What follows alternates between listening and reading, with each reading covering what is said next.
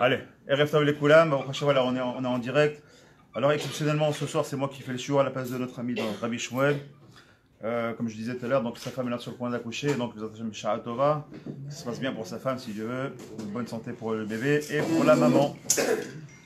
Allez, alors on va essayer de passer à Hachem pendant 3 quarts d'heure après qu'on a devant nous pour parler un petit peu de la paracha de la semaine. Donc de la paracha, comme vous savez, donc c'est Ki Tisa. Il y a pas mal de choses qu'on va essayer de dire. On va essayer de sortir 3 points mais Hachem avec l'aide de Dieu. Comme j'ai l'habitude de dire, et je le répète à chaque fois, la Torah c'est pas un livre d'histoire. On le dit, on le répète, et on le répète encore une fois. C'est quoi, c'est pas un livre d'histoire? C'est-à-dire que si c'était qu'un livre d'histoire, la vérité, si c'était comme un roman, à un moment donné, on le lit une fois, on le lit 2 fois, on le lit 3 fois. Ça y est, combien de fois on peut lire un roman? On le connaît par cœur, on connaît le début, on connaît la fin, il n'y a rien à en tirer. Bien évidemment, là, dans la Torah, si aujourd'hui, même 3500 ans après, on relit encore les mêmes parachas, c'est quelque chose à en sortir et en tirer. Le but, c'est d'essayer de comprendre ce qu'on peut en tirer, quel moussard on peut avoir de là, et peut-être j'espère qu'on aura un ou deux chidushim ce soir.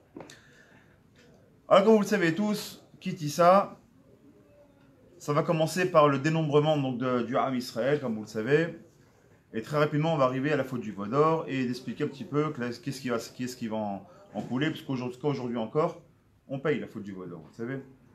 Comme le disait le Chachamim, dans chaque pogrom qui se passe, dans chaque attentat qu'il puisse y avoir, dans chaque guerre qu'il puisse y avoir avec le Ham Israël, parmi tout ça, parmi ces malheurs-là, malheureusement, il y a toujours un petit pourcentage de remboursement, j'ai envie de dire, de réparation de quoi? De la faute du Vaudor. Alors, on va commencer déjà par la première chose, le dénombrement. Vaidaber Hashem, El Moshe les morts, Ki Tisa et Rosh Bene Israël, les Pukudem. D'accord? Donc Hashem, il a parlé donc à Moshe, en lui disant, tu feras donc le dénombrement des enfants d'Israël. Ok. Quel dénombrement? À partir de l'âge de 20 ans et plus, on devait, donc le dit Rashi, amener ce qu'on appelle Machatzit Shekel. D'accord? Donc un demi-shekel. Alors déjà ça demande déjà une question. Pourquoi un demi-shekel? Pourquoi pas un shekel entier déjà? Bon, un shekel, c'est pas grand-chose, un shekel de moins un shekel. Première chose. Deuxième chose, pourquoi avoir utilisé le mot Ki Tisa pour parler de dénombrement? Le mot, l'ISPOR, on peut dire les Chachev, il y a tellement de mots qui viennent dans le domaine du compte, dans le domaine du décompte. Pourquoi le mot Ki Tisa? La racine du mot Ki Tisa, ça veut dire quoi? On va essayer de comprendre ça, Bezat Hashem.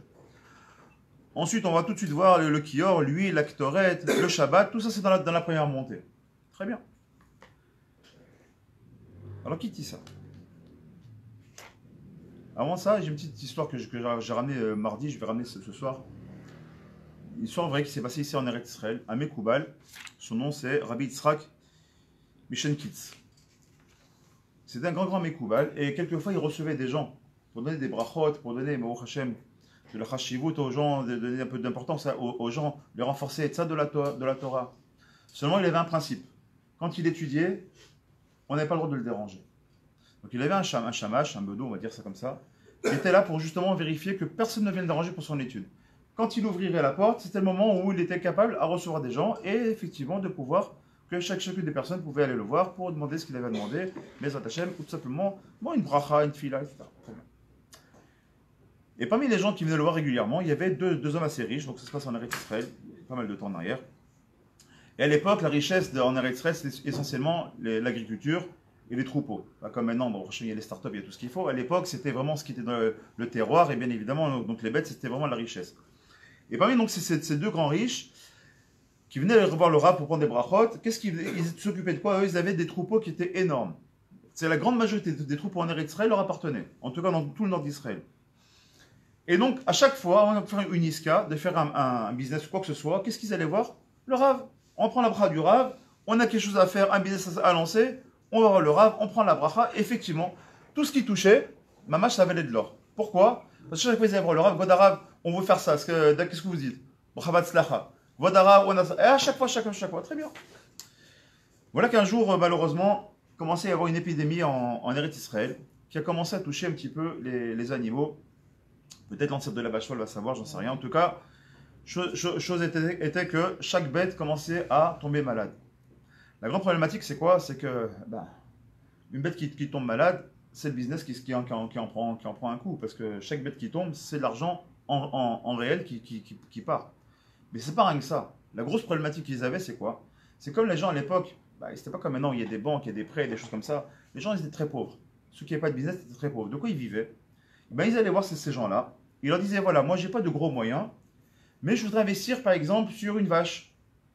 Donc, ils donnaient quelques groshim sur une vache. D'accord? Ça permettait donc aux riches de gagner de l'argent, bien évidemment, avec leur troupeau. Mais ça permettait aussi aux pauvres d'avoir un investissement sur une vache. Et quand est-ce qu'on investit sur une vache? Ben, c'est très simple. Quand la vache a commencé à donner du lait, ben, ils pouvaient récupérer du lait. À l'époque, donc, grâce à ce lait, ils pouvaient faire aussi donc, du fromage, ils pouvaient faire du beurre.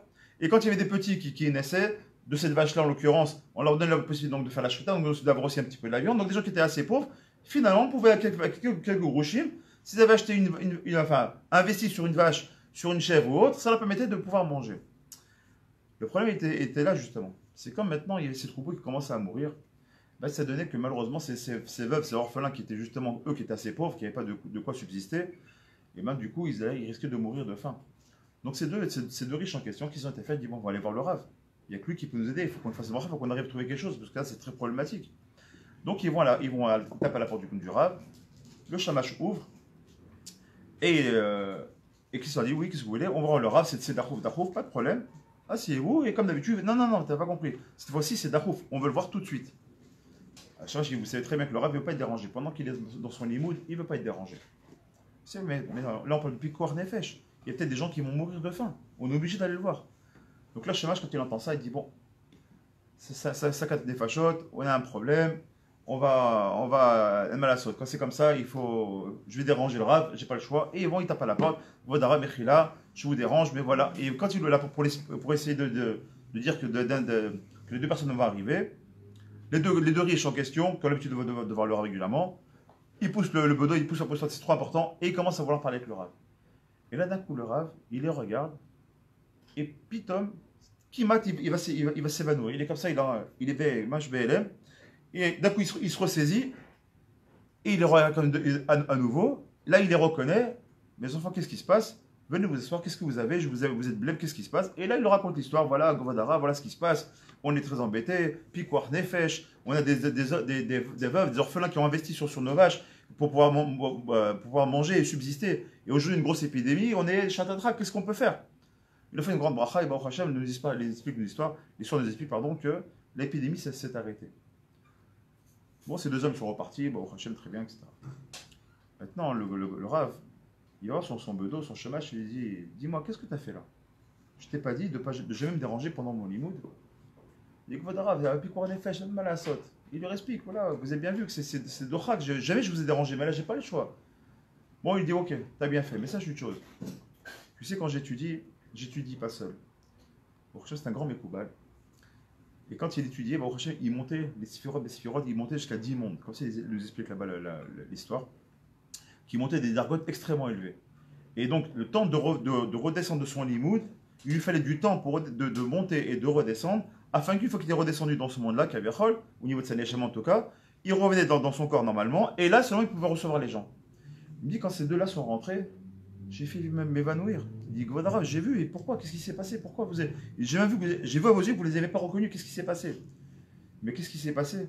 J'ai fait m'évanouir parce que j'ai vu deux taureaux rentrer dans ma chambre. Et je me suis dit, comment est-ce que c'est possible que des taureaux puissent monter à l'étage en passant par mon échelle pour pouvoir venir me voir? Et voilà, je ne comprends pas, comment ça, deux taureaux? Il dit, quand je les ai vus, j'ai vu deux taureaux. Ça veut dire quoi, il a vu deux taureaux? Chaim nous explique, le Rach Kadosh, Makadosh, il nous explique comme ça, sur cette histoire-là. Il dit, ben mec, il a vu deux taureaux, mais c'était des hommes, c'était pas des taureaux, qu'est-ce qu'il a vu? Ils étaient tellement élevés dans sa Torah que qu'est-ce qu'il a vu chez eux? Il a vu en vérité deux hommes qui étaient tellement empreints de leur travail que ils vivaient tellement avec leurs bovins que eux-mêmes, ils transpiraient le taureau. C'est-à-dire qu'il a pris peur, quand il est revenu à la raison, il a vu qu'effectivement c'était des hommes, là il leur a donné une bracha. Alors très bien. Pourquoi je vais raconter, je commence cette histoire pour commencer le shiur. Qu'est-ce qu'elle veut nous enseigner cette histoire-là? Vous connaissez cette histoire, vous la connaissez? Parce que tout à l'heure, je vous ai dit que la paracha de la semaine s'appelle Kitissa. Et quand on regarde, j'ai même pris effectivement ce livre qui est très très bien fait, qui est bien traduit. Je le conseille pour ceux qui l'ont pas, parce qu'il y a le Rashi qui est bien expliqué. Et j'ai un autre livre qui est différent à la maison. J'en ai un troisième, et les trois, j'ai vu, les trois livres pour Kitissa nous disent effectivement c'est un dénombrement. Or, en vérité, quand on regarde la racine du mot Kitissa, quelle est la racine du mot? Quel est le mot que vous connaissez qui prend la même racine du mot tissa. Tissa qui s'écrit taf, samer, he. Tu parles l'hébreu, tu parles bien l'hébreu. C'est quoi la racine du mot tissa? Quel mot que vous connaissez? Tas, voyager, c'est avec un samer. Maod. Alors, comment on appelle quand l'anime il lève les mains comme ça, ils font ça? Comment on appelle ça? Nessiat Kapaim. Comment on appelle un président? Ou un prince? Nassi. Ah, on commence à comprendre. Qu'est-ce que vous nous enseignez l'Iski la Torah? La Torah vous enseignez comment était le mot qui a été choisi, l'holostam. C'est pas stam qui a été choisi, qui dit ça. Parce qu'on n'oubliez pas qu'on est dans la paracha où on va faire la faute de quoi? Du veau d'or. Justement. Pas pour rien que cette histoire est ramenée avec le taureau, bien évidemment. On va comprendre de plus en plus. Quand je me il dit à Moshe Rabbeinu, venez reprendre le même pasouk. Qu'est-ce qu'on a dit tout à l'heure? Vaidaber Hashem el Moshe les morts, kitissa el roche béné Israël les pikoudem. Donc Hashem il a parlé à Moshe en ces termes, il lui dit quoi? Tu feras le dénombrement des enfants d'Israël. Ça, c'est ce que tout le monde dit. Si maintenant on dit que kitissa c'est pas un dénombrement, c'est quoi? Une notion d'élévation. Un assis, c'est quoi? C'est celui qui est au-dessus du peuple. Nessiat Kapayim, c'est le fait d'élever les mains, d'accord, pour nous bénir. Donc si on prend maintenant l'élévation, ça veut dire quoi? Quand tu feras l'élévation des roches, donc des têtes de quoi? Du Ham Israël, tu vas relever la tête des Bnei Israël. Ça veut dire quoi? Ils vont faire la faute. Qu'est-ce qu'ils vont faire? Ils vont baisser les chines par la honte. Il dit même quand ils font la faute, même quand ils sont que khati d'eux-mêmes. Pourquoi il a machatzita shekel? Parce qu'un homme, il ne peut pas croire qu'il est shalem. C'est impossible. Quand même, tu te crois que tu es un grand érudit, quoi la kavod. Ça, c'est une chose. Maintenant que tu as appris ça, tu vas comprendre que ce que tu as appris, c'est le millième de ce que tu dois savoir. Quand tu penses que tu as atteint la plénitude, que tu es complet, ça, c'est une chose. C'est que maintenant, il faut travailler sur tes midot. Ça, c'est une chose. C'est que tu as fait tes chouvas, quoi la kavod. Comme dit Rabbi Nachman, faut que tu as fait tes chouvas, fais tes chouvas sur la tes chouvas. C'est-à-dire quoi? Parce qu'on ne change jamais. Akash Baruch Hu, il est ensof Baruch Hu, il est sans fin. Il est sans fin, béni soit-il. Sa Torah, elle est sans fin, c'est la même chose. Donc nous, Akash Baruch Hu, il dit, pareil, vous devez être sans fin. Vous devez toujours être khatsi. Khatsi kos belea. De quoi, c'est comme on le dit souvent. Qu'est-ce que ça veut dire chacham? Quand on parle d'un talmid chacham. C'est quoi un vrai talmid chacham? Un talmid, c'est quoi? C'est un élève qui est chacham, qui est intelligent, d'accord? C'est quoi talmid chacham? C'est celui qui sait que khatsi kos melea. Chacham, c'est la racheteva de khatsi kos melea. Qui sache toujours. Pourquoi ça s'appelle chacham? Parce qu'il sait que toujours son verre, il est qu'à moitié plein. Il a toujours à apprendre d'un maître, d'un chaver, d'un ami, d'une racha qu'il a entendu, ou tout simplement d'un matzav qu'il a vu. Il a vu une situation, même d'une situation, qu'est-ce que je peux en retirer? Moshe Rabbeinu, il vit Moshe Rabbeinu comment? Quand il a vu un buisson ardent c'est bizarre, il y a un buisson qui brûle mais qui ne se consume pas. Lui, qu'est-ce qu'il est venu? Je vais essayer de comprendre de ce matzav quelque chose. À ce moment-là, il commence à se dévoiler à lui. Avraham Avinu la Shalom, le père de nos pères, Avraham Avinu, celui qui a reconnu Akash Baruch Hu. Il a cherché, il a essayé de chercher la vérité. Qu'est-ce qu'il a été chercher? Qui est Hachem? Peut-être c'est le soleil, peut-être c'est la lune, peut-être c'est le vent, peut-être c'est les montagnes. Et à chaque fois, il a cassé. Il dit non, il y a un manig, il y a un chef d'orchestre qui est beaucoup, beaucoup plus grand que tout ça. Il faut que je cherche. Et il a trouvé qui était. Bon, Chabad, c'est dit. Il a trouvé qui c'était, il a trouvé que c'était Akadosh Baruch Hu. Donc on voit que quoi? On voit qu'en vérité, Hachem, qu'est-ce qu'il recherche? Il recherche quelqu'un qui connaît sa place. Il dit, toi, sois Khatsi. Soit la moitié. Et moi, je suis l'autre moitié. Je suis celui qui va venir t'aider. Cherche la volonté, cherche la vérité, et moi, je viendrai vers un pas, ce que nous dit la Gemara. Quand un homme, il fait un pas vers Akash Baruch Hu, Akash Baruch Hu fait un pas vers lui. Quand Dieu préserve une personne, il fait un pas en arrière, Akash Baruch Hu fait deux pas en arrière. Il dit, moi, je fais toujours le double de ce que tu vas faire. Tu me donnes, je viens vers toi. Tu fais un pas, il n'y a pas de problème. Là où tu vas aller, je t'accompagnerai. Mais tu es dans le mauvais chemin, je te laisserai ce qu'on appelle la Sitra Achara. Il y a la Sitra d'Egdusha, c'est-à-dire le côté de sainteté. Normalement, on aurait dû dire Sitra des Touma. Pourquoi on n'appelle pas Sitra des Touma? On appelle ça la Sitra Achara. Parce qu'Hachem dit, tu sais quoi? Tu prends un autre chemin que le bon chemin, c'est pas grave, même là je t'accompagne. Tu sais pourquoi? Parce que Bessofoshel Davar, tu feras tes choix et tu reviendras. Si on disait Sitra des Touma, alors on est mort, ça y est, il n'y a plus d'Emouna. Quoi? Alors si c'est où je suis Kadosh, où je suis Tamé. C'est pas comme ça que ça marche. La Gdusha d'Hachem, la Chorma d'Hachem, c'est de dire que non. La Sitra d'Egdusha, il y a la Sitra Achara. Et bien, c'est ce qu'on voit même ici, on va voir la faute du Vaudor. Donc déjà, qu'est-ce qu'on voit, avant d'aller parler de la faute du Vaudor, parce qu'il y a la deuxième montée, on voit déjà cette importance de Kitissa pour te dire, ok, on va arriver dans une des fautes les plus graves. pour lesquels normalement, on va le voir. Akadosh Baruch Hu, il va demander ni plus ni moins l'anéantissement de quoi? Du Ham Israël. Sachant très bien que Moshe Rabbeinu, qu'est-ce qu'il va dire? C'est quoi? Tu vas détruire le peuple. Mais Chénina, détruis-moi avec. De grâce. Efface-moi de ton livre. Si, moi en tant que manig, le peuple ne vient pas avec moi, j'ai pas besoin, comme vous le savez tous, d'où vient, qui est Moshe Rabbeinu, tout le monde le sait. On en a parlé Shabbat dernier, pour ceux qui étaient là. Tout le monde, c'est un péruche qui est très connu, Baltourim. C'est quoi? Qui est Moshe Rabbeinu? Le Gilgoul de qui? Tout le monde le sait. De qui est le Gilgoul? Moshe Rabbeinu. Il revient de qui? C'est la réincarnation de qui? Non. Evel, en partie, Nachon. Evel, mais avant Evel. Noir, c'est très connu. Vous connaissez ça? Je pensais que vous connaissez ça. C'est très connu, c'est Noir. Comment c'est Noir? Bevadaï. Si vous regardez bien, il y a beaucoup de similitudes entre Moshe et Noir. Nachon. Par exemple, Noir, dans quoi il est rentré? Dans une Teva, Nachon. Il est rentré dans la Teva pendant qu'il y a eu le déluge. Où est-ce qu'on a mis Moshe Rabbeinu? Quel mot est utilisé quand on le met sur ce sol? Teva, où est-ce qu'il était? Sauvé des eaux. C'est qui était sauvé des eaux? Noir était sauvé des eaux aussi, c'est ça qui est sorti du déluge. Combien de temps il a fallu pour créer la Teva à Noir? Combien de temps il a mis pour la créer? Exactement 120 ans. Combien de temps il a vécu Moshe? 120 ans. Pourquoi 120 ans il a vécu Noir? Enfin, il a mis 120 ans pour... il n'a pas vécu, mais il a mis 120 ans pour faire l'arche. Afin que quoi? Pour donner aux autres, faites tes chouvas. Moshe Rabbeinu, pendant ses 120 ans de vie, qu'est-ce qu'il a fait que faire? Le peuple a été chouva, il a ramené le peuple vers Hachem. Très bien. Une fois qu'on a compris ça, comment on appelle en hébreu le déluge? Maboul, très bien. Et quand on parle des eaux du Maboul, à qui on les impute? Est-ce qu'on dit les eaux d'Hachem, les eaux de la faute? Comment on les appelle? Les mets noirs. Pourtant, le déluge, c'est pas Noir qui l'a envoyé. Qui a envoyé le déluge? Il y a des fauteurs, ils ont fait une faute qui est grave. Il a dit, bon, vous ne voulez pas comprendre, pendant 120 ans, vous avez pu, on dit comme ça, pendant 120 ans, il y avait des petits potes qui tombaient au fur et à mesure, petit à petit, à chaque fois de plus en plus fort, pendant 120 ans, ce que le déluge est totalement tombé. Tu fais pas de chouva? Apparemment, ils n'ont pas fait de chouva. Mais on a un problème. C'est que le Midrash nous dit que quand Noach, il est après les 40 jours et 40 nuits où la pluie est tombée, d'ailleurs 40 jours et 40 nuits, la Torah était donnée pendant 40 jours et 40 nuits aussi. On revient sur le même principe. On voit qu'il y a beaucoup de similitudes. Qu'est-ce qu'on voit? On voit le Moshe Rabbeinu, le Midrash nous dit que quand Noach est sorti, il a vu comme ça une telle désolation. Imaginez-vous, Dieu préserve, un monde totalement sous l'eau. Totalement sous l'eau, Dieu préserve. Il a dit, mais Ribono Shel Olam, tu t'appelles Yudke Vavke, tu es le Dieu de la bonté, tu es le Dieu de la miséricorde. Ta miséricorde, elle est où là-dedans? Et une Bat Kol qui est sortie, c'est une voix divine qui est sortie, qu'est-ce qu'il lui a dit?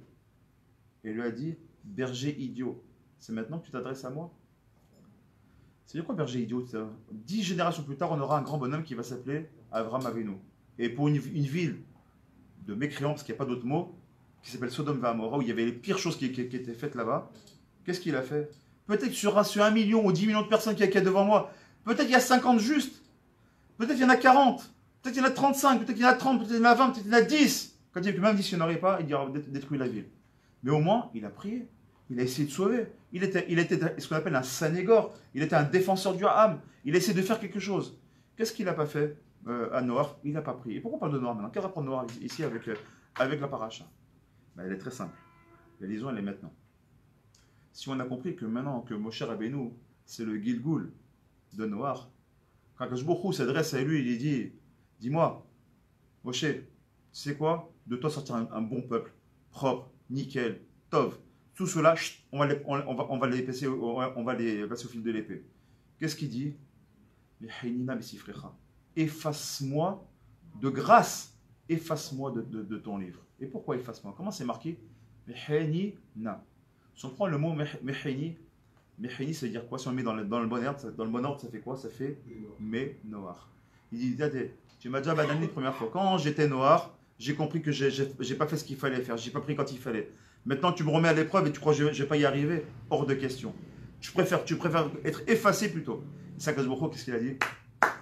Mon fils, c'est exactement ce que j'attendais de toi. C'est que tu sois un bon Sénégor, c'est ça que j'attends. C'est pour ça que la paracha commence par quitter ça. C'est ça, et ça, c'est un moussard que nous, on doit prendre ici, qui est énorme. Quand bien même on fait une faute, quand bien même nous, on fait la pire des fautes. La pire chose qu'Hachem attend de nous, c'est qu'on se dit, bon, tu sais quoi, maintenant je suis tombé tellement bas, laisse tomber, qu'est-ce que je vais faire? Quelqu'un doit aller stop pas shoot. Il sort de la maison, il se prend la tête avec sa femme. Et malheureusement, des mots qui sont sortis, des fois des insultes, des trucs, des machins. Dieu préserve.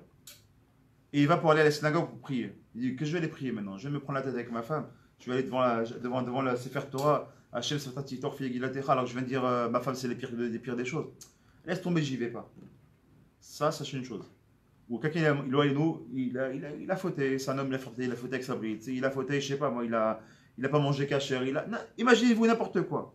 La pire chose qui puisse arriver à un homme, c'est de tomber dans le désespoir en disant tu vois pas qu'est-ce que j'ai, et maintenant qu'est-ce qu'il va Hachem, tu vois pas, qu'est-ce qu'il va moi, je suis tellement sale, je me sens tellement mal, qu'est-ce que je vais parler à Hachem, laisse tomber, c'est pas pour moi là. Et qu'est-ce qu'on va faire? On va commencer à tomber.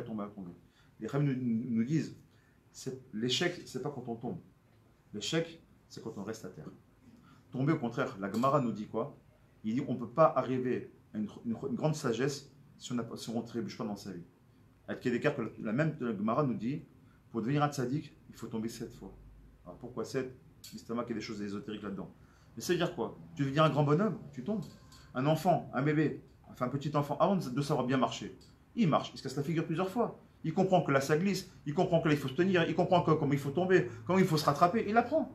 Puis à un moment donné, il va savoir marcher, tenir debout, marcher tout seul, et à un moment il va même courir. Mais il a trébuché plusieurs fois. S'il trébuche, imagine-toi, un enfant il trébuche, non, je ne vais pas laisser, mon gosse je le tiens toujours par la main ou je le laisse toujours dans la. Comment on appelle la trottineuse, comment on appelle ça là? La trotteuse, je ne sais pas comment on appelle la trotteuse. Tu mets une trotteuse, tout ça. Le mec il a 18 ans, il est sur une trotteuse. Mais dis-moi, qu'est-ce qu'il y a? Il a handicapé ton fils. Imagine, c'est ridicule. Ben, dans la Torah, c'est la même chose. Dans la Rouchaniyot, dans la spiritualité, on peut avoir 18 ans et être encore dans la trotteuse. C'est-à-dire quoi? Si tu te laisses tomber, tu dis non, moi, c'est où je viens, on me soulève ou j'avance pas. Pourquoi c'est pas possible? Au contraire, t'es tombé, relève-toi. C'est pas grave. Comme je dis souvent, moi qui suis dans les sports de combat, comme vous le savez, je fais de la boxe et du Krav Maga depuis plus de 25 ans maintenant. Même mes ailes, quand je leur dis, t'as pris un coup, t'es tombé, t'as mis un genou à terre, ben alors relève-toi. Relève ta gava, relève-toi. Justement, quand tu tombes, t'as mis un genou à terre, reprends un peu de, parce que bon, il faut avoir un peu de gava quand on est dans le sport du combat. Prends un peu de gava, et ton idée maintenant c'est de le mettre KO. Il t'a mis un genou à terre, mais le KO, relève-toi. Mais non, tu mets un genou à terre. Ah non, il me met à terre, j'ai trop peur. Alors ne fais pas, va faire de la danse, c'est mieux. C'est la vérité. Véridique, c'est ce que j'ai dit. On fait pas de la danse. Tu prends un coup, tu t'as mal. Ben, c'est normal. On fait des sports de combat. Tu prends des coups, c'est normal. On se protège. Mais il y a toujours des coups que tu vas encaisser. Ça fait partie du jeu. Mais c'est comme on le dit. Ce qui ne tue pas, ça rend plus fort. Ça te renforce, c'est tout. Donc c'est ça qui chavine les doigts. Des fois, il nous met des trébuchements. Rabbeinu, il appelle ça les méniotes, des empêchements. Il te fait tomber. C'est fait exprès. Il veut que tu t'approches de lui. Mais comment tu veux? Je veux te faire tomber. Donc le Vaudor, c'est la même chose. Comment on va poser la question? Juste poser la question pour on va essayer de développer ça, Bezat Hashem. Comment est-ce que vous savez très bien pourquoi ils ont trébuché dans la faute du Vaudor? Comment ils ont trébuché dans la faute du Vaudor? Parce que tout simplement, le Yetzer Hara, le Satan, qu'est-ce qu'il a fait? Il a fait un demout comme ça, il a fait une image qui était comme ça en haut, et ils ont vu, tout l'Israël a vu, oh, Moshe il est mort, ils ont vu comme une espèce de lit comme ça, ou avec beaucoup de lumière, et Moshe est mort. Il dit, bah si Moshe il est mort, et bien si le Manig il est mort, il faut le remplacer. Question que je pose maintenant, je ne réponds pas tout de suite, mais c'est de répondre tout à l'heure. Comment c'est possible que Akadosh Baruch Hu, il a laissé le Satan mentir? Parce que Moshe il n'est pas mort. Parce que maintenant, j'ai envie de vous dire, entre guillemets, comme diraient les enfants, ah, c'est pas du jeu. Bon, comme on dirait en hébreu moderne, ah, c'est l'eau faire, c'est pas faire plaisir de faire ça. Tu me dis qu'il est mort, ben, on peut que le croire. On le voit de nos yeux qu'il est mort. Alors, ben, nous on a besoin d'un Manig, on va trouver un nouveau Manig. Pourquoi Akadosh Baruch Hu, tu laisses le Satan te mentir? T'imagines? Si nous mentait du matin au soir le Satan, comment on s'en sortirait? C'est compliqué. On va essayer de comprendre ça tout à l'heure. Donc là, pour terminer cette fameuse histoire donc l'histoire d'élever la tête, comme vous le savez tous, pour nous enseigner qu'effectivement, c'est la grande différence qu'il y a entre l'animal et l'homme. Un animal, en règle générale, je parle des animaux domestiques ou les bêtes sauvages, en règle générale, comment elles marchent? Sur combien de membres elles marchent? Sur 4 pattes, non? Quand on marche sur 4 pattes, imaginez-vous, maintenant, nous on marchait comme ça, comme les enfants, on marche à 4 pattes. Notre tête, qu'est-ce qu'elle va regarder, notre tête? Elle regarde vers le bas. Un animal, qu'est-ce qu'il fait? Il va toujours vers le bas. La tête qui est toujours vers le bas. Pourquoi? Parce qu'un animal, par définition, il est cool au Yetzer Hara. Il n'a rien d'une âme. Il n'a pas d'âme. Il a ce qu'on appelle le Nefesh Behemi, c'est-à-dire une âme animale. Donc pourquoi cette tête tire vers le bas? Cette tête elle est attirée par ce que je vais manger. Qu'est-ce qu'une vache, elle fait du matin au soir? Elle va brouter de l'herbe. Elle va manger ces trucs. Qu'est-ce qu'un agneau il fait de sa vie? Il va dormir de temps en temps. Et qu'est-ce qu'il fait du reste de sa vie? Il va chasser, il va manger. C'est-à-dire quoi? C'est-à-dire qu'il il est dans la bestialité, justement, il est dans la matérialité. Il a la tête vers le bas. Un homme, par définition, comment il marche, un homme normal, comment il marche? Sur ses deux jambes. Pourquoi? Pour qu'il ait la tête qui est vers levée. Pas Hachem de dire qu'il a la tête levée, qu'il a vers il a la gave. Non. Pour t'enseigner que toi, tu as la tête levée, quoi? Vers les cieux. C'est que toi, tu as les pieds sur terre, mais tu as la tête qui est vers le haut. C'est-à-dire que tu as les pieds sur terre, tu vis dans un monde gashmi, c'est vrai, un monde matériel, mais tu dois toujours garder la tête vers le haut. C'est quoi la tête vers le haut? C'est-à-dire tout simplement la tête vers la spiritualité. C'est exactement ça qu'il nous dit. Très bien. Alors, maintenant, la question qu'on va se poser, c'est pourquoi il y a eu la faute du veau d'or. Bon, très bien, on va essayer de comprendre pourquoi il y a eu la faute du veau d'Afka un veau d'or. Et pourquoi Moshe Rabbeinu, en contrepartie de ça, il a cassé les tables de la loi. Les premières tables de la loi. Quel rapport maintenant? Exactement, c'est marqué Luchat Haïdout. Quel rapport il y a maintenant entre une faute et le fait de prendre les tables de la loi qui ont été écrites par les mains d'Hachem, gravées par Akadosh Baruch Hu Basson Garvodo? De quel droit tu te prends, Moshe? Ok, t'es grand, t'es le prophète des prophètes, tu parles avec Hachem, panim al panim, kol hakavod lecha, mais de quel droit tu prends la Torah d'Hachem, celui qui a été écrit par la main d'Akadosh Baruch Hu, tu la prends et tu la casses? Et en quoi ça peut être une réparation? C'est-à-dire qu'il y a une faute, imagine-toi, imaginez-vous le truc. On rentre, voilà, moi je suis père de famille, bon pas moi, quelqu'un, un père de famille, il rentre chez lui, il voit ses enfants faire un grand balagan. À la maison, ils ont fait hafla, mais hafla, des haflot, d'accord? La maison, elle est sans dessus-dessous. Et ils ont fait des pires bêtises qui vraiment, imaginons des choses mal, sales. Dieu préserve. Il y a des filles, des garçons mélangés. Toi, tu rentres comme ça, tu es chez toi, tu vois tes enfants en train de faire des bêtises, et tu as, je sais pas, tu as quelque chose de grande valeur qui est dans ta main. Qu'est-ce que tu fais? Au lieu de t'en prendre à eux, qu'est-ce que tu fais? Ah ouais, mais fais ça, tu prends ce qui est de valeur, tu le prends et tu le casses. En quoi ça va réparer ce qu'ils sont en train de faire? Quel rapport maintenant? C'est un peu ça. Quel rapport maintenant entre eux? Le fait que tu as quelque chose de valeur que tu vas casser, ça va rajouter quoi à la faute qu'ils ont déjà faite? Une faute supplémentaire. Donc on va essayer de comprendre Bezat Hashem. Déjà, qu'est-ce que c'est que la Torah? Quand la Torah a été donnée, c'est marqué Vaïten el Moshe, Kachaloto le Daber, Ito Be'ar Sinai, Shte Luchot Haïdout, comme je vous l'ai dit. Donc c'est quoi? Donc Akadosh Baruch Hu, il a donné à Moshe, une fois qu'il a, c'est marqué Kechaloto, c'est-à-dire qu'il a achevé de parler avec lui sur l'Ar Sinai, les deux tables de la loi. Qu'est-ce qui s'est passé? Akadosh Baruch Hu, il dit Moshe, mon fils, viens. Pendant la journée, je vais t'enseigner toute la loi écrite. Pendant la nuit, je vais t'enseigner toute la loi orale. Et ça pendant 40 jours. Une fois que ça a été fait, il dit ok, maintenant on met tout ça sur écrit. On va écrire donc les 10 commandements. Dans ces 10 commandements, comme vous le savez tous, dans les 10 commandements, ça reprend toute la Torah Kula. Bon, très bien. Mais c'est marqué, le mot qui est intéressant ici, c'est marqué Kechaloto. C'est quoi Kechaloto? Il a achevé. Une fois qu'il a achevé, il a fini de parler avec lui. Et Rachid nous dit, il est Magdish sur quelque chose, il dit, si on regarde bien le mot, dans Kechaloto, c'est marqué Chaservav. C'est quoi Chaservav? C'est le Kechaloto, c'est pas de marquer Lamed Vav. Et c'est directement Lamed Taf. Donc le Vav, il n'existe pas. Donc si le Vav, il n'existe pas, on peut le lire le mot d'une autre façon. Comment on peut le lire? Au lieu de le lire Kechaloto, comment on peut l'écrire? Comment on peut en tout cas le comprendre? Il a fait, qu'elle a dit Kechalato kolakavod. C'est quoi Kechalato? Comme une nouvelle épouse, une nouvelle kala que tu viens d'avoir. Donc Akadosh Baruch Hu nous dit ici, quand il dit j'ai achevé de parler, on dit maintenant que j'ai achevé de parler, descends vite faire quoi? La ketouba que tu as dans les mains, je veux me marier avec ma kala. Comme vous savez tous, on l'a dit, on le répète. Michel, je sais que tu étais déjà là, on revient un petit peu là, comme on l'a dit. Hein. Comme vous savez qu'il y a le Hagigit, qui est marqué comme ça, le Hagigit qui a été mis sur la tête du Ram Israël en disant ou vous prenez la Torah, ou alors je vous écrase sous ça. On a le pshat, on n'a pas le choix, on a tous dit Nasa Mishma parce qu'on ne voulait pas écraser comme des fourmis. Donc on a dit Nasa Mishma. Ça bien sûr, il y a un remez là-dessus, il y a un beau remez qui est très connu. Quand on avait été sur Hagigit qui était ici, c'était quoi? C'était la choupa. Et comme vous le savez très bien, le soleil et la terre, c'était quoi? C'était les deux témoins. Maintenant, il y a un beau khatan, c'est qui? Akadosh Baruch Hu. Il y a une belle kala, c'est qui? C'est l'Am Israël. Une fois la ketouba. C'est quoi la ketouba? C'est la Torah elle-même. Il a dit maintenant Kechalato, il chaserva. Pourquoi? Kechalato, il ne dit pas Kechaloto, il a Kechalato.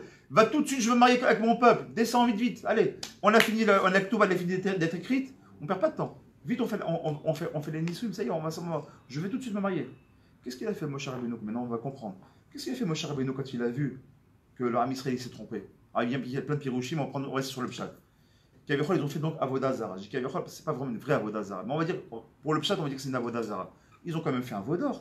Et qui se sont dit, lui, il a dit, le veau, il a dit, Anochi Hashem, je suis votre Dieu. Mieux que ça.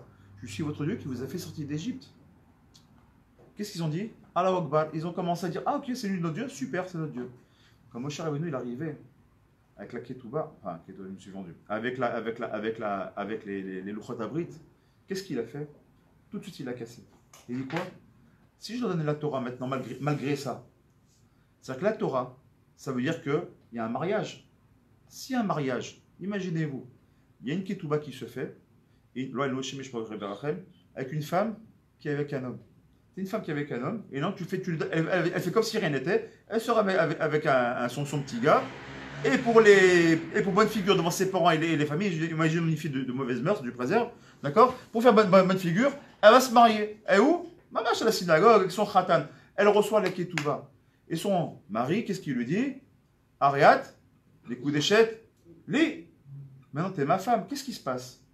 Donc c'est des mariés. Et qu'après elle va continuer d'aller avec l'autre bonhomme. Elle est ishatish. Donc maintenant elle est chayav mita. Donc pour éviter que le Ham Israël soit totalement détruit, quand il a dit, tu sais quoi, la ketouba, je ne donne pas la kala, je la déchire. Ça sert à rien. Avant même de se marier, elle est déjà dans l'adultère. Je déchire le... En faisant ça, il a sauvé la vie au Ham Israël. En gros, il nous a sauvé la vie aujourd'hui. Imaginez-vous comment on doit voir la chose. Regardez Moshe Rabbeinu qui il est. Pourquoi il a pris cette ketouba-là? Il a déchiré. Il dit non, je ne vais pas faire le mariage, je ne vais pas forcer le mariage. Parce que si déjà comme ça, ils ont déjà vu à côté, c'est hors de question que je peux donner une ketouba. Je préfère casser tout de suite l'acte de mariage et il a coupé la main.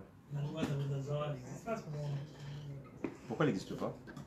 Tant que ça n'a pas été prononcé. La Torah, elle a été donnée déjà. Elle a été donnée déjà, la Torah. Non, mais au moment où il va descendre au Moshe, Az. ça a été déjà C'était proclamé. C'était proclamé. Mais comme Anochi Hashem.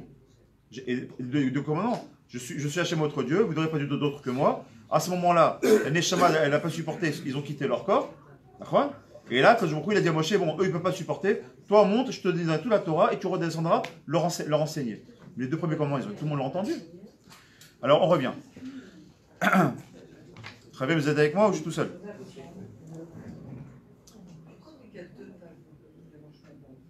Pourquoi il y a deux tables de la loi? C'est une question qu'on a posée, qu'on a dit d'ailleurs. Pourquoi, d'ailleurs, c'est vrai? La question qui dit, pourquoi il y a eu besoin, effectivement, quand c'est marqué, en plus, c'est pas une table de la loi. Sinon, c'est marqué Luchot Achukot, ou Achukim, je ne sais pas comment on pourrait dire. Mais c'est marqué Shten Luchot Aedut. Les deux tables de quoi? De témoignage. En vérité, nous on appelle ça les tables de la loi. C'est très francisé. Mais normalement, on devrait dire quoi? Ce sont des tables de témoignage. Or, qu'est-ce qu'il est marqué dans la Torah? Lifnei Shnei Edim Yakum Davar. Devant deux témoins, une chose elle peut se réaliser, elle peut tenir. Donc, il dit, je veux un témoignage. Je veux deux louchatrip qui marchent que Béhémet, il y a un témoignage oculaire que Béhémet, voilà les témoins. Les 10 commandements sont les deux témoins justement qui vont faire que cette Torah, Yakum Davar, elle va exister. Donc c'est pour ça que c'est... La question maintenant qu'on se pose, que tout le monde sait, pourquoi maintenant on a besoin de... Pourquoi c'était un taureau qui était choisi et pas autre chose? Pourquoi un taureau d'Afghan, un taureau? Peut-être on prend un aigle, tiens, c'est royal un aigle. C'est beau, ça a des ailes, c'est fait. Pourquoi d'Afghan un taureau? Un taureau, c'est pas assez... Bon, est-ce que c'est puissant, mais pour un lion, pour un ours, pour quelque chose de waouh. Pourquoi d'Afghan un taureau? Parce qu'il est herbivore. Parce que? Il est herbivore. Oh, c'est bien fait ce que tu dis, parce que si j'ai le temps, il court le temps ici. Parce que on va parler de ça, Béhémet. C'est le travail, tu vas essayer de comprendre pourquoi, si j'ai le temps de le faire. Alors, elle dit que ça représente le labeur, et Béhémet, ça rejoint le labeur, le travail. Alors, comme on n'a pas le temps, le temps il court, alors on va essayer d'avancer un peu plus vite. Effectivement, comme vous savez tous, c'est le Révrave qui a poussé le Ham Israël à vouloir faire la faute. Très bien. Et aussi, pour une autre raison, c'est que comme tu l'as dit, ça représente le labeur. Or, le Ham Israël, d'où ils sortent? C'est tout frais encore. D'où ils sortent? De l'esclavage. Qu'est-ce qu'ils ont fait pendant 210 ans? Du dur labeur. Ils ont connu que du labeur. Donc pour eux, c'est tout à fait normal de voir le labeur en un symbole du labeur. Pour eux, le meilleur symbole du labeur, c'est quoi? Qu'est-ce qui travaille mieux la terre qu'un veau ou qu'un taureau? Il n'y a pas. Donc c'est Dafka. Et en plus, c'est pas rien que ça. C'est qu'en plus de ça, eux, quand ils ont eu les premiers commandements, les deux premiers commandements, qu'est-ce qu'ils ont vu? Vous savez qu'est-ce qu'ils ont vu? Ils ont vu le char céleste. Et or, le char céleste, d'accord, il est sur 4 pieds. Et 4 pieds, c'est quoi les 4 pieds? C'est le visage d'un homme, on sait que c'est Yaakov. C'est l'aigle royal. Pourquoi l'aigle? Parce que c'est le roi des volatiles. On a le lion, qui est le roi des animaux, c'est pas pour rien. Et effectivement, quel est entre guillemets le roi des animaux domestiques? C'est le taureau. Quand ils ont vu ce taureau-là, ils ont dit, bah voilà, ça représente une divinité. Donc qu'est-ce qu'ils ont dit? Ils ont dit, ouais, c'est vrai, d'ailleurs nous aussi, nos dieux, comme les dieux sont tellement grands, on ne peut pas les accéder, on a un intermédiaire. Or, vu que Moshe, qui est notre intermédiaire, il est mort, parce que Satan nous a montré qu'il est mort, il ne nous faut pas remplacer Dieu. Il nous faut un nouvel intermédiaire. Et qui va être cet intermédiaire-là? Ils ont choisi ce taureau. Et quand est-ce possible qu'il ait pu parler? Oh, c'est un chose que vous connaissez peut-être, mais c'est toujours bon de le répéter. C'est très simple. Il faut revenir à la sortie d'Égypte. À la sortie d'Égypte, pour qu'on puisse sortir d'Égypte, on avait un grand marsum. C'est quoi? C'est comment on appelle ça? C'est la mer. La mer qui était fermée, qui ne voulait pas s'ouvrir. Pourquoi? Il y a les Égyptiens, ils font Vodazara. Les Hébreux aussi font Vodazara, ils ont abandonné totalement Hachem. Donc je ne m'ouvre pas. Donc qu'est-ce qu'il fallait pour ouvrir la mer en deux? Vous le savez tous. Rabbi Shmuel a dû en parler aussi. Il a fallu les ossements de Yosef Hatzadik.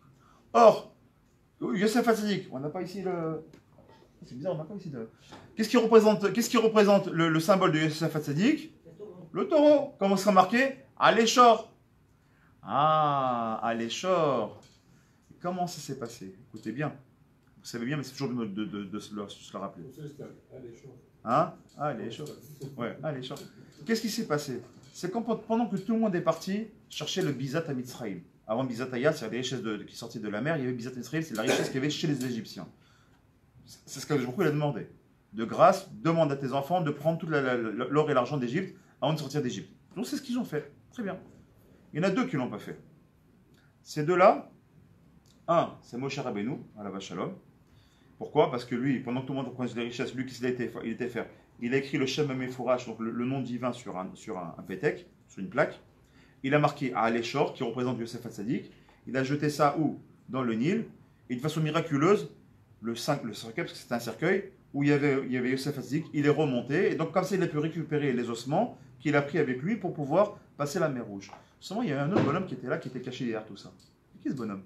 Ne dis pas. Non. Un bonhomme qui a été sauvé, justement, par Moshe lui-même. Il a fait Michal. C'est qui celui-là, ce Michal? C'est qui celui-là? Quand on revient un petit peu à l'esclavage, quand Moshe il sort tout juste de la maison de Pharaon, qu'est-ce qu'il voit? Il voit comme ça, il voit que Pharaon, il fait faire des murs. Mais quand il manque de la paille, il dit, vous n'avez pas suffisamment de paille, vous n'avez pas travaillé suffisamment vite, pas de problème. Prenez vos enfants et emmurez-les. Il manque de briques, prenez vos enfants comme des briques. Quand mon cher il voit, il y a un petit bébé qui est là, je vais le sauver, tu ne peux pas laisser ça comme ça. Quand je me qu'est-ce qu'il lui répond? C'est un midrash, je lui dis, mais non, tu n'es pas dans mes plans divins. Ta chorma la mienne, ce n'est pas la même. Non, pas dans mes plans. Il dit, Moshe, pardon, Michila, je ne peux pas supporter ça. Un bébé emmuré vivant, je ne peux pas supporter ça. Qu'est-ce que tu dis, Hachem? Pas de problème. Fais ce que bon te semble. Qu'est-ce qu'il a fait? Il a sauvé. Il a pris ce petit bébé qui était tout mignon et il a sorti. Ce petit bébé qui était tout mignon, que beaucoup il connaissait déjà Miroche, qui savait pourquoi il allait l'emmurer vivant, c'est ce même Michal qui va venir. Et qu'est-ce qu'il va faire ce Michal? Pendant que Moshe Rabbeinu va laisser le pétek de côté parce qu'il n'a plus besoin, ce Michal ira à gauche, ira à droite, personne ne le regarde, il va récupérer ce pétek, il va dire un jour ça me servira, et il l'a mis dans la poche. Ce jour-là, c'est quand? C'est justement quand on est en train de faire le veau d'or. Pour le moment, ce n'est pas un veau d'or, c'est que de l'or qui est en ébullition. D'accord? Qu'est-ce qu'il fait lui? Il dit à l'échor et il jette ce pétek dans ça. Qu'est-ce qui sort? Le veau d'or nous dit le Midrash, le veau d'or est sorti il a commencé à être vivant, c'est donc c'est un veau d'or, qui a commencé à parler, et c'est là où il a dit, je suis Hachem, je suis votre Dieu, qui vous a fait sortir d'Égypte. Et là, ils ont commencé à quoi? Ils disent, bah voilà, on a enfin trouvé un intermédiaire, on ne s'est pas trompé. Très bien, alors on continue. Mais pourquoi il a parlé? Et est-ce que l'enfant, le bébé, c'était un enfant juif? Bien sûr. C'était un enfant juif qui apparemment avait des béchinotes qui étaient... Si Moshe n'a pas compris les plans divins, la vérité, je ne pourrais pas les comprendre non plus. Je ne pourrais pas vous dire pourquoi il commence. Il était... Je me trouve déjà, bébé, il a voulu l'emmurer vivant. Je ne peux pas savoir. D'ailleurs, Moshe lui-même n'a pas su, c'est pour ça qu'il a voulu le sauver. Mais déjà, c'est aussi ça, c'est un grand moussard pour nous. Un grand moussard qu'on doit prendre. Il n'y a pas de descendance d'Amalek. Mais non, Malek viendra plus tard, non. Mais... Ah, peut-être, Michela, je ne sais pas, peut-être. Mais en tout cas, le moussard, quel moussard on peut prendre déjà, nous? Un grand moussard qu'on va avoir, c'est qu'à un moment, Hachem va dire à Moshe, Moshe est venu, il va dire à Hachem, montre-moi ta face. Hachem, j'ai besoin de te voir. J'ai besoin de voir avec qui, j'ai besoin de voir ta magnificence. Et comme vous le savez tous, qu'est-ce qu'il a pu voir? Uniquement l'arrière. Il dit, ok, je ne peux pas te montrer, si je te montre, tu vas mourir à la Makom et j'ai besoin de toi, je ne veux pas que tu meurs. Donc je vais te montrer, alors selon le Midrashim, il a montré l'arrière où il y avait le téphilin de la tête, où il a vu donc le dalet de téphilin d'Akadosh Baruch Hu. Encore une fois, que je vous prie, il n'a pas de tête, c'est un langage qu'on essaie de comprendre avec nos petits esprits. Mais quoi qu'il arrive, il a vu de dos. Et sur ça, les Echim nous expliquent quelque chose qui est extrêmement important. Pourquoi il est vu de dos? Pour t'enseigner que tout quoi que tu verras, ça c'est une chose, tu ne verras que l'arrière de la pensée d'Akadosh Baruch Hu. Tu ne verras jamais ce qu'il pense Hachem. Ça veut dire quoi? Pourquoi on vit dans un monde qui s'appelle Olam? Mais la chose, comme vous le savez tous, de la chose, Ne'elam, quelque chose qui est voilé, quelque chose qui est caché. Pour dire en vérité, toi tu crois tes yeux que c'est bien, tu crois tes yeux que c'est mal, mais toi tu n'es pas Hachem. Si Hachem il a fait quelque chose, comme dit le Ish Gamzo, Gamzo letova. Apparemment à tes yeux c'est quelque chose de bien, tant mieux, mais si c'est quelque chose de mal, tu n'as pas à venir à juger, parce que tout ce qui est bon ou mauvais à tes yeux, aux yeux d'Hachem c'est pas la même chose. Les cheshbonot d'Akadosh Baruch Hu ne sont pas du tout les mêmes choses. C'est pour ça qu'il a dit, tu me verras uniquement de l'arrière, parce que tu ne peux pas comprendre. Tu n'as pas la chorma d'Hachem, et la chorma de l'homme n'est pas la même. Pourtant, c'est ce qu'on dit quand on dit quelqu'un, il dit quelque chose, mais tu as une idée derrière la tête. Il a une idée derrière la tête. Quelque part, le côté révélé, c'est la partie cachée d'Hachem. Le côté révélé, c'est la partie arrière. Et pourquoi c'est partie arrière? Il a une idée derrière. Qui te dit que l'idée elle est bonne? Il a une idée derrière la tête. Qui te dit que l'idée elle est bonne? Qu'elle est bien en mode Hachem? C'est pas qu'elle est bonne. Tu peux pas montrer ce qu'il avait derrière lui. C'est pourquoi on l'a parlé. C'est un subconscient. Et pourquoi? Parce que selon, comme on l'a vu quand on a discuté dans la voiture la dernière fois, on l'a dit, enfin, je reprends moi je dis rien, je pense qu'il dit le Chachamim. Chachamim nous explique une chose. Ce que tu vas voir, ce que tu vas vivre dans ta vie au jour le jour, c'est ce qui va arriver dans ton imagination et dans ton imaginaire. Bon, il y a un monsieur de lettres ici qui pourrait nous faire ici un grand signe pour la différence entre l'imagination et l'imaginaire. Nous, on va partir du principe que c'est plus ou moins pareil. Tu peux imaginer quelque chose? Par rapport à ce que tu connais, par rapport à ce que tu sais. La preuve en est. Moshe Rabbeinu qui est tout grand, paracha la semaine dernière, pas très loin. Quand il a dit, bon, allez, fais-moi la menorah. Moshe dit, ouais, d'accord. Mais c'est quoi? Je ne sais pas, je ne connais pas c'est quoi la menorah. Ah oui, mais comment tu sais pas? Moshe, t'es Moshe, tu ne connais pas. Tu es le plus grand des prophètes? Non, je ne sais pas. Il a fallu qu'il lui montre. Lui montre comment c'est la menorah pour qu'il comprenne. Ça veut dire quoi? La menorah, vous savez que ça représente, c'est le symbole même de la Torah, de la chorma de la Torah des Chagav. On va dire de la Torah, tout simplement. C'est-à-dire que si tu vis Torah du matin au soir, ben dans tes rêves, dans ton imaginaire, dans ton imagination, tu vas vivre Torah, tout simplement. Si maintenant tu vis du matin au soir que ton business, comme ces deux-là qui ont été vus comme des taureaux, ben finalement, c'est ça dans tes rêves ou dans ton imagination, tout ce qui va tourner autour de toi, c'est ton business. C'est-à-dire que tu es obligé de vivre parce que tu vis que de ça. Ta vie, c'est quoi? C'est l'argent. Ta vie, c'est quoi? C'est le kavod. Ta vie, c'est quoi? C'est les femmes. Ta vie, c'est quoi? C'est je sais pas moi, les tavod de ce monde-là. T'étonnes pas quelqu'un qui aime manger, que le soir, dans ses rêves, il voit un bon hamburger. Ou que celui qui aime le business, qui va penser qu'il est riche, ou qu'il a signé une grosse isca. C'est normal. Parce que tout simplement, dans la partie de tes rêves, c'est ton imagination cachée, justement, ton matzpoun, il a emmagasiné pendant ton éveil, et il va se dévoiler tout simplement par rapport à tes rêves ou par rapport à des idées que tu pourras avoir qui sont de l'imaginaire. Maintenant, je vais continuer, Bezat Hachem, pour essayer comment, parce que le temps est court. Je sais pas quelle heure j'ai. Qu'est-ce qu'elle est quart d'habitude 9h10, 9h15? Non, moins? Ah, je m'arrête? Encore 5 minutes, ça va? Tant que les pizzas sont pas là, c'est ça? D'accord, le pizza, c'est. J'ai combien, Albicamos? Rien que pour savoir. J'ai combien de temps encore? 10 minutes, allez, Khazak. Alors, très simple. Alors on finit. Donc, maintenant qu'on a même parlé d'imaginaire, ça me permet de rebondir, Bezat Hachem, sur pourquoi le Satan, il a eu le droit de mentir. De quel droit? Tout Satan que t'as le droit de mentir. Akadosh Baruch Hu, c'est marqué noir sur blanc. Il t'a donné le droit, ta carte blanche, de plein de choses. Tu as le droit de nous faire tomber, mais tu n'as pas le droit de nous mentir. Si tu nous mens, automatiquement, tout est faussé, tout est biaisé. C'est-à-dire qu'on peut pas être. On vit dans le monde du Emet. Akadosh Baruch Hu, il est Emet. Si on veut vivre de Moshe Emet, il va être Torato Emet. On vit dans la vie de Emet. On sait que Yitzhara, lui, il est chakran. Très bien. Il vit dans le Sheker. Mais il n'a pas le droit de nous mentir à nous. Il peut nous amener au mensonge. Alors là, on va essayer de comprendre ce qu'il nous explique, c'est les Rachamim. En réalité, qu'effectivement, le Yitzhara, il n'a pas menti. Béhémet, il a montré que Moshe, il était mort, mais il n'était pas mort. Alors la réponse, elle est simple. C'est quoi la réponse? C'est très simple. On a répondu avec ce qu'on vient de dire maintenant. Quand maintenant tu veux à tout prix, qu'est-ce qui s'est passé? Vous savez que Moshe Rabbeinu, il est monté, en réalité, il n'est pas monté le 6 Sivan, chercher la Torah. Il est monté le 7 Sivan, selon beaucoup. Sur quoi il est monté le 7 Sivan? C'est marqué qu'il est monté le 7 Sivan au matin. Comme ça nous explique Rashi. Et donc du coup, comme il est parti au matin, et que les Bnei Israël, eux, ils ont dit même, chez nous le jour commence la veille, comme ça nous explique Rachamim, quand ils sont arrivés au 40e jour, ils ont dit seulement, Moshe il aurait dû être là, il n'est pas là, il manquait quelques heures avant de machiner totalement les 40 jours, il n'est pas là, c'est qu'il lui est arrivé quelque chose. Finalement, c'est qu'un homme, c'est comme tout, ça peut mourir. Mistama qu'il est mort. Donc, on a perdu Moshe, Moshe est mort. Dans leur imagination, Moshe est mort. Ça, c'est ce que nous explique Chachamim. Quand tu imagines quelque chose, tu ouvres la porte du Yetzer Hara, c'est ce qu'on appelle Elohim Acherim. C'est quoi Elohim Acherim? Des dieux étrangers. D'ailleurs, c'est ce qu'il veut dire ici dans le passage, c'est ce qu'on veut dire, Nachon. Comment c'est marqué? Attends, Michel, je t'écoute, Michel, juste dans le passage. Je t'écoute, Michel. Juste qu'il dirait comment c'est marqué. Vayar Aham ki boshesh Moshe. Et le peuple, il a vu que quoi? Que Moshe, c'est-à-dire qu'il tardait. La redet minar, de descendre de la montagne.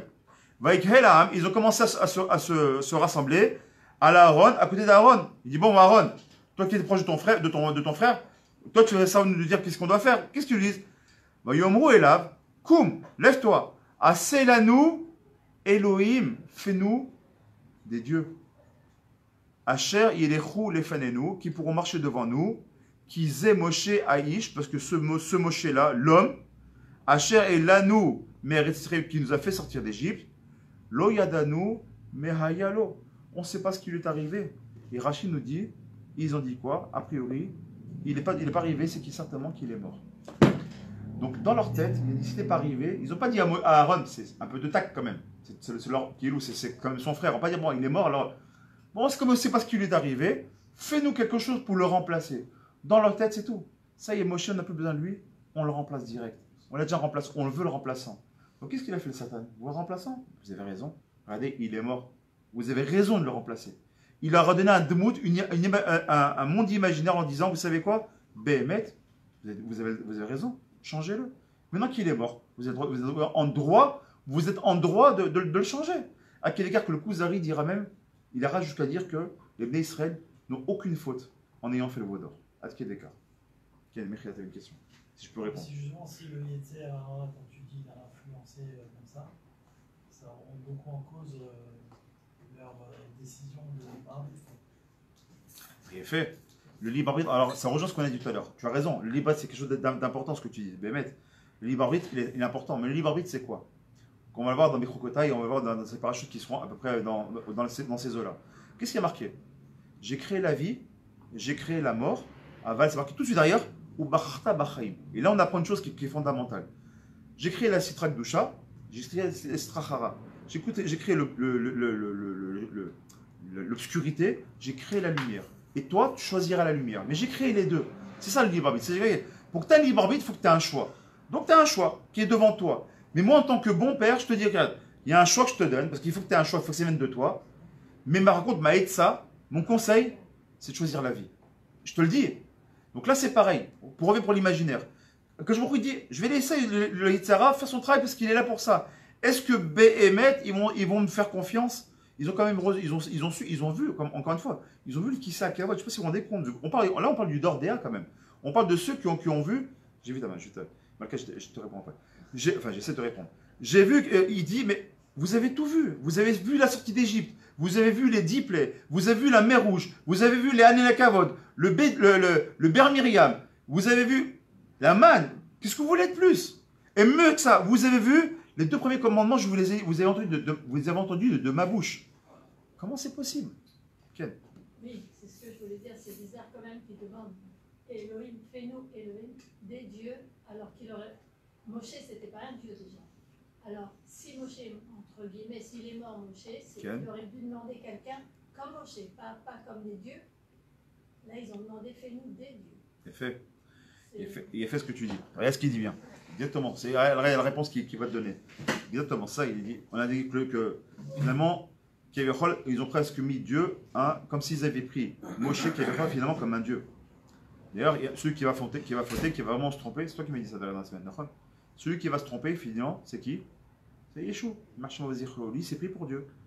C'est-à-dire qu'en tant que grand prophète qu'il aurait pu être, je dirais qu'il aurait pu être, ça aurait pu être un grand Talmid Chacham.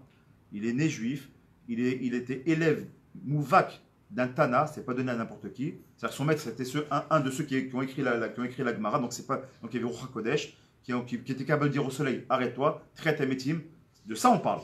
Donc d'où il a pris le Triat Hametim, qu'il a pu faire la résurrection des morts. En plus, Shem Ephrash qu'il a récupéré. Il a vu son propre maître de ses yeux faire Triat Hametim. C'est marqué, pour être un Tana, pour s'appeler Rabbi, il faut être capable d'arrêter la Teva, c'est-à-dire par exemple de dire au soleil de s'arrêter, ou de dire, comme on l'a vu, de dire par exemple au fleuve de se couper en deux, il est capable de le faire, aucun problème. Et tout simplement de dire à un mort, tiens, lève-toi, allez, toi t'as pas fini, relève-toi. Il a dit à Lazare. Hein? Il a dit à Lazare. D'accord, exactement. Mais pourquoi, de quelle force? Yeshua, il a vu ça, mais il s'est pris lui pour Dieu. Il a cru qu'il pouvait remplacer Dieu, Chaz Shalom. Donc pour essayer de comprendre ça, on va schématiser un petit peu, on va pas partir sur des trucs. Donc en fait, finalement, si on essaie de comprendre ce que vous dites ici, et que Bémet, on peut dire, finalement, ils ont dit Elohim. Donc, déjà, dans le mot Elohim, je dis bien Elohim et pas Elohim, parce que c'est un nom qui n'a pas de Gdusha du tout, des dieux étrangers. Qui peut dire des dieux étrangers? Rappelez-vous qu'il y a le Erev qui est avec eux.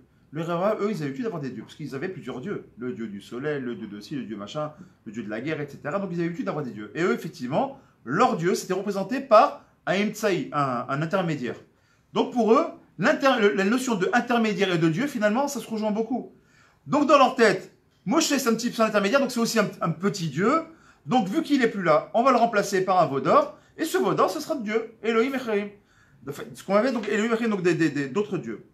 Et Béhémet, quand Moshe Rabbeinu nous dit la Chachamim, tout à l'heure j'ai lu la raison pour laquelle Moshe Rabbeinu, en plus du beau pshat qu'on a vu tout à l'heure, enfin le beau pshat, non, le beau remès qu'on a vu tout à l'heure, ou même la belle dracha qu'on a vu tout à l'heure, que le fait qu'il a coupé la Ketouba, dit en quoi il a cassé de la loi. Vous savez en quoi il a cassé de la loi? Pour faire comprendre une chose qui était fondamentale, que c'est pas l'objet qui fait la Kedusha, c'est la Torah elle-même. À Kedekar, c'est pas finalement ces pierres qui ont la Kedusha, c'est la Torah qui va donner le Ekdesh, qui donne la sainteté à ces pierres-là qui font que ce soit Kadosh. Et je vais vous le montrer pourquoi. Je prends l'étape de la loi, je les casse, comme si j'avais cassé de vulgaires pierres. Vous savez pourquoi il nous dit ça? J'explique par exemple. Yerushalayim. Eretz Israël, on commence Eretz Israël. Comment on dit Eretz Kodesh, Nachon. Eretz Kedusha. Torah, Kedusha. Shabbat. Comment on dit Shabbat Nachon. Shabbat Kodesh. Pourquoi on rajoute toujours le mot Kodesh? Pourquoi tu es obligé de dire le mot Kodesh? Tu sais pourquoi dire le mot Kodesh? Parce que si Eretz Israël n'est pas lié à la Torah, il n'y a aucune Kedusha dans cette terre-là. Si Yerushalayim, elle n'est pas liée à Gdusha, il n'y a aucune Gdusha à Yerushalayim. Mieux que ça, si tes téphilines, ils ne sont pas empreints de Gdusha, qu'est-ce que c'est des téphilines? C'est fait avec quoi des téphilines? Mais c'est fait avec quoi? Avec la peau de vache. Excusez-moi. Est-ce qu'il n'y a pas plus gasse? Est-ce qu'il n'y a pas plus, entre guillemets, vulgaire dans le sens de la matérialité qu'une vache. Comme on l'a dit, c'est quoi une vache? La bogra, qu'est-ce qu'elle fait? Elle mange, elle donne du lait, elle met bas. C'est bas, ça se mange, tu prends sa peau, tu la tannes. C'est quelque chose excuse-moi, de très basique. Il n'y a pas plus basique qu'une vache. Et on te dit, tu sais quoi? C'est une même vache. On va la prendre. Ah, c'est le gong là qu'il faut que j'arrête. Cette même vache, quand tu vas la prendre, tu sais ce que tu vas en faire? Si tu l'empruntes de Gdoucha, si tu fais ce qui est marqué dans la Torah, tu sais ce que tu vas faire de ça? Tu vas faire des mezuzot. Tu sais ce que tu vas faire de ça? Tu vas faire des téphilines. Tu sais ce que tu vas faire de ça? Tu vas faire un Sefer Torah. Cette bogra là, quand tu la prends, cette peau à tanner, tu t'en sers que pour faire des peaux, pour faire un vêtement par exemple, ou des chaussures en cuir. Tu la prends la peau, qu'est-ce que t'en fais? Tu la jettes dans la poussière, t'en as rien à faire. Maintenant, cette même peau, tu as mis à Ekdesh, tu l'as sanctifiée pour faire quoi? Pour faire un Sefer Torah. On peut prendre un Sefer Torah et le jeter par terre? Si on fait ça, on est passé de faire 40 jours de jeûne. Adkedekar, mais comment c'est possible? Quel rapport? Mais c'est une vache. Au départ, c'est la même chose. Mais tu n'as pas compris. Ça s'appelle l'élévation de la matière. Et ça, c'est en brisant ici l'étape de la loi. Moshe Rabbeinu, il leur a dit, vous savez quoi? Même l'étape de la loi, elles n'ont aucune valeur, je les casse. Si vous ne donnez pas de valeur à la Torah, il n'y a aucune valeur dans ça. Vous n'avez pas compris. Il n'y a pas besoin de Mtsaï. Il faut être connecté à la source. Et la source, c'est quoi? C'est la Torah. El Maïm est la Torah. Comme nous disent les Chachamim, quand tu prends un arbre, Bezrat Hashem, si cet arbre-là, tu ne viens pas lui mettre de l'eau, qu'est-ce qui va se passer en très peu de temps? Un arbre, il manque d'eau, qu'est-ce qui se passe? Il dessèche. En très peu de temps, il va mourir. Mieux que ça, cet arbre-là, tu le déracines. Tu sors de racines. Combien de temps de vie tu lui donnes? 2-3 jours maximum. Et après, c'est terminé. Nous dit comment ça vient, l'homme, il est comparé à l'arbre, c'est pas pour rien. Il dit parce que c'est la même chose. Quand tu dis que En Maïm est la Torah, de la même manière qu'un arbre, il a besoin d'eau pour vivre, tel Eshama a besoin d'eau pour vivre. Tu coupes de l'eau, tu coupes de la Torah, mais tu n'as pas besoin. Tout le reste, il ne sert à rien. C'est la matérialité. C'est que ça ne sert à rien. Ton gouffre, il ne sert à rien si tu ne viens pas le Ekdesh, si tu ne viens pas le sanctifier. En quoi tu as besoin de ça? Et non, donc on comprend tout ce qu'on vient de voir, Bezrat Hashem. Et qu'en vérité, de nous dire qu'ici, il ne faut pas. En od milevado, c'est qui a dit ça? C'est Moshe Rabbeinu qui a dit la première fois. En od milevado. Il n'y a rien d'autre que lui, c'est être boré olam. Et pour ça coller à Kadosh Baruch Hu, une seule possibilité. C'est d'être collé quoi? À la Torah. Il y a un pigam que vous connaissez tous. Parce que ce phénomène, on revient sur Yitzhar, on finira avec ça, Bezrat Hashem. Ok, mais sur Yitzhar, comment il peut nous mentir? C'est très simple. Il te ment une condition. C'est qu'il va utiliser ton imaginaire. Et ce que tu veux faire, il fera. Si ton imaginaire, c'est business, ton Yitzhara, ce sera business. Et il va te faire que ta Torah, c'est business. Et gloire-les-nous, tu peux avoir une barbe, une redingote, mais tu vis business, tu auras quoi? Tes marchés hautes seront plus business. Et c'est ça qu'il va nous enseigner. Tu n'as pas compris que tout le yad, c'est de quoi? C'est de faire du Ekdesh. Et nous terminer comme ça, les Atachem.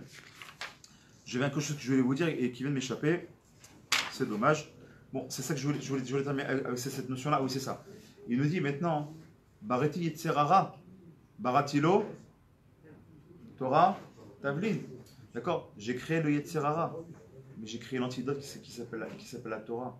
Donc là, on comprend. Si le Yetzerara, il est puissant, il peut faire tout ce qu'il veut. C'est vrai. Sauf une chose. J'ai créé Yetzerara, mais j'ai créé l'antidote. Et l'antidote s'appelle la Torah. Quand tu es dans la Torah, ton Yetzerara, tu le prends, tu le mets dans ta poche, ça devient ton meilleur ami. Je dis bien, je pose mes mots, ça devient ton meilleur ami. Pourquoi? Parce qu'il est là pour te faire trébucher. Et on a dit que le trébucher, c'est quoi? C'est pour devenir encore plus grand. Et ce Yetzerara, il te fait trébucher pour que tu sois plus grand. Donc le Yetzerara, il va grandir avec toi. Pour te faire trébucher encore une fois parce qu'il sera plus fort et grandir encore une fois. C'est la notion du faire teshuva sur la teshuva. À chaque fois que tu fais teshuva sur la teshuva pour grandir un peu plus. Grâce à qui tu fais teshuva? Celui qui t'a fait trébucher. Tu ne trébuches jamais. Tu fais pas teshuva. Or, nous disent les Chachamim. Qu'est-ce qui a été créé juste avant la Torah, justement? Avant même la Torah, qu'est-ce qui a été créé? La teshuva a été créée avant la... Mais si la Torah a été créée avec la teshuva, ça veut dire quoi? C'est que dans les plans divins, si on fait teshuva, c'est parce qu'on a fauté. Donc quand je prie, avant de créer la Torah, il a créé la teshuva. C'est qu'est-ce qu'il veut? Il attend de nous qu'on faute. Non, il attend de nous qu'on faute. Et c'est ce qu'il a compris. Il a compris Adam Arishon. Mais pas fauter pour fauter. Fauter parce que pour trébucher et pour mieux me réparer et grandir. Et qui a compris ça le premier? Adam Arishon. Il dit quoi? Le Etz Tovara, il est dehors de moi. Je ne sais pas ce que c'est le bien et le mal. Moi, je sais quand j'étais créé, je sais, quand ça nous dit le Hari Kadosh, je sais juste qu'il y a Emet et Sheker. C'est que ça que je connais. Ce qu'il a dit notre ami David. Il n'y a que le Emet et le Sheker. Il dit, mais je sais, moi je veux goûter qu'est-ce qui est bon, qu'est-ce qui est mauvais. Pour avoir, comme il a dit Tzadik ici, pour savoir quoi, est-ce que j'ai un bon libre arbitre. Pour avoir du libre arbitre, il faut que j'ai le mal en moi et le bien en moi. Et à moi de choisir. Il dit, là, je suis un libre. Et là, je peux ou trébucher ou grandir. Qu'est-ce qu'il a fait? Il a accepté de faire la faute originelle. Et en faisant ça, il a réussi à quoi? Il a réussi à grandir les Hashem et dire maintenant que j'ai fait la faute, on va réparer la faute. On a eu Matan Torah, nous dit Chachamim, quand on a eu Matan Torah, le peuple d'Israël, il est arrivé exactement à la même darga de qui? De Adam Rishon avant la faute. Quand on a fait le niveau d'or, quand on est revenu à quelle darga? On arrive à la même darga de la faute d'Adam Rishon après la faute. Donc maintenant on est obligé de réparer. Hashem, notre travail, nous, Hashem, c'est des chemins avec l'aide d'Hachem du ciel. Vous faites bien nombreux ce soir en plus. C'est justement de comprendre ce soir c'est quoi le point culminant, c'est que le Yetzirah finalement c'est quoi? Le vrai Yetzirah, c'est notre imaginaire. Et notre imaginaire il se nourrit de quoi? De ce qu'on va vivre, de ce qu'on va le nourrir dans la journée. Si on vit Torah, ou on vit Mitzvot, ou on vit sourire, on vit amitié, on vit Tzedaka, on vit Bezat Hashem, Gimlut Rasadim, alors c'est sûr que ton Yetzirah, il se nourrit de ça. Mais lui, il va te faire trébucher, encore une fois. Mais c'est quoi? C'est les Shem Mitzvah, c'est pour te faire grandir, parce que n'oublie pas que c'est un ange. Lui, il est là pour ça. Il est là pour servir Hachem, lui aussi. Et en faisant ça, les Hachem, on grandira encore. Simplement une chose. Quand on met un genou à terre, comme dit Rabbi Nachman, surtout ton pas de l'Aïouch, une chose qui te reste. Mets-toi dans l'état d'esprit d'avant la faute. Ça veut dire quoi? T'es tombé, t'as fait une faute, ça te fait mal, tu te sens mal. Kol hakavod, c'est très bien. Ressaisis-toi, repens-toi, va faire tzedaka, va faire des boudoud, faire même tachanonim. Mais dans ton état d'esprit, sois aussi heureux avant la faute. Dans l'état d'esprit, sois comme tu étais avant la faute. Pourquoi? Parce que tu as juste trébuché, c'est pas grave. Tu restes le fils d'Hachem. Tu as fait une erreur. Ton fils a fait une erreur. Ça reste ton fils malgré tout. Est-ce qu'un père, il peut ne pas aimer son fils parce qu'il a fait une faute? Non. Non seulement le père, qu'est-ce qu'il va dire? Mon fils, il reste mon fils. Mieux que ça. Des fois, le père, il va dire, qu'est-ce que j'ai fait pour que mon fils il fasse cette erreur? Où est-ce que j'ai péché dans mon éducation pour que mon fils il soit sorti des sentiers battus? C'est qu'Aviachol, on est capable de mettre Kaviachol à cause beaucoup dans le doute que peut-être c'est à cause de lui. Et que du coup, il se remet en question. Kaviachol, il se remet en question. Mes enfants, c'est à cause de moi qu'ils ont fauté. Allez, je leur laisse, toi, la teshuva. Ta chouva Hachem pour venir vers Hachem. Donc, c'est pas une fin sur la faute, au contraire. C'est un nous, Hachem, de s'en servir comme un levier et grandir encore plus vers Hachem. C'est la bracha que je nous souhaite. Rabbi Hanania.